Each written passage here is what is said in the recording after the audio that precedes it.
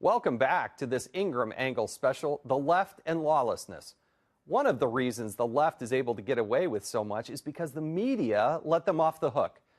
Case in point, last month, the broadcast networks went wild over a report that Michael Cohen was preparing to tell investigators that President Trump had advanced knowledge of that infamous meeting between at Trump Tower between Donald Trump Jr. and a Russian attorney. Here's a montage put together by the Media Research Center. Bombshell. President Trump's longtime lawyer ready to deliver the goods. Sources tell ABC News that Michael Cohen claims that Donald Trump had advanced knowledge of the Trump Tower meeting. Michael Cohen, the president's former attorney and fixer, claims that then-candidate Donald Trump was aware of the June 2016 Trump Tower meeting with the Russians before it happened. And Michael Cohen claims President Trump knew of the controversial 2016 meeting with Russians that were expecting to give the campaign dirt on Hillary Clinton. There was only one problem with the story. It wasn't true. Here's what Michael Cohen's attorney, Lanny Davis, said earlier this week. So Michael Cohen does not have information that President Trump knew about the Trump Tower meeting with the Russians beforehand or even No, does not. And here are all the corrections that ran.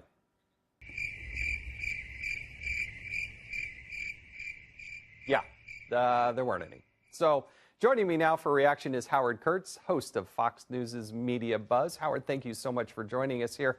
When you see this situation, I mean, the media was just, they got their aha moment. They knew they had him on this one, and they ran it, and they ran it, and they ran it, and then now Cohen's attorney is saying that it wasn't true.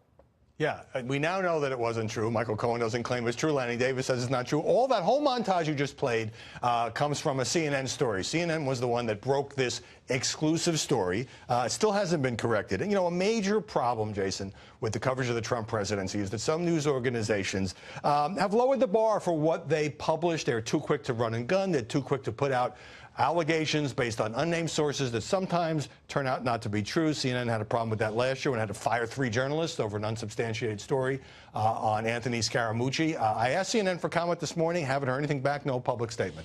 Well, now the New York Post is out with a story saying that it was actually Cohen who was the person who had confirmed the story in the first place. They must have known that, Howard. How could they not ask him or question him about that? Hey, you confirmed this the first time, and now you're saying it's not true.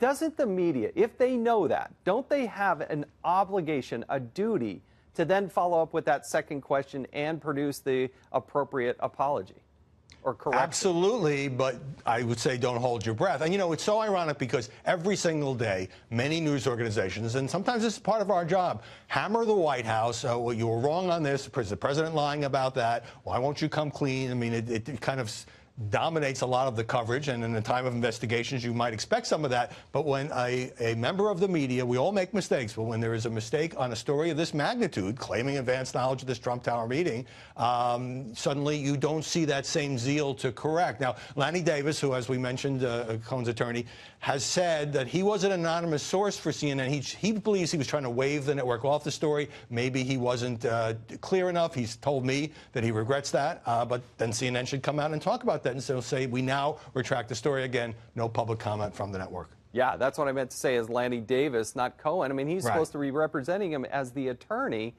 and not clear. I mean, it's sort of black and white in this situation. I want to go back to one that always bothered me, and I've always wanted to ask you this, but way back when in the day, look at this Time magazine cover.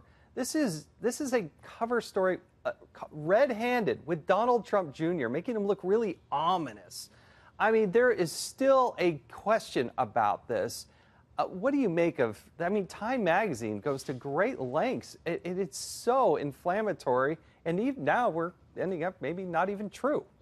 I have lost track of all the Time magazine covers that make President Trump, and in this case, a member of his family, look absolutely awful. I presume that cover was from the time of the Trump Tower meeting when Donald Trump Jr. and Paul Manafort and Jared Kushner had that meeting with the Russian lawyer. And look, you know, the fact that they took the meeting is very controversial. It did appear they were looking for dirt on Hillary Clinton. It went nowhere. But, you know, it's a very accusatory cover, and of course you find the obligatory unflattering picture to go with it. One last very quick question. When Donald Trump talks about fake news, and you look at the people in the heartland of America, they figure this out, don't they? Don't they figure this out, Howie? Don't they understand that maybe the media is just way too zealous, they're too quick on the draw, and there is a double standard? Well, I think a long time ago, many people in this country figured out that the media are a little bit tougher on your party, the Republican Party. And I also think that fake news, and I've never particularly liked the term. In fact, in that interview with Fox's Ainsley Earhardt, President Trump now says 80% of the media are fake news. To me, fake is fabricated, deliberately made up. We don't really see very much of that. But what we do see a lot of is unrelentingly negative coverage of this president, sometimes biased coverage, sometimes outrageous commentary. He gives it back, of course. He has every right to do that. Sometimes he goes a little far in his rhetoric. But to answer your question, yeah, the media have lost a whole lot of confidence of a major chunk of the country, and it's sort of on steroids in the Trump era. Yeah, that's right. Howie, thank you very much. Your show, Media Buzz, airs 11 a.m. Eastern on Sundays. Look forward to it.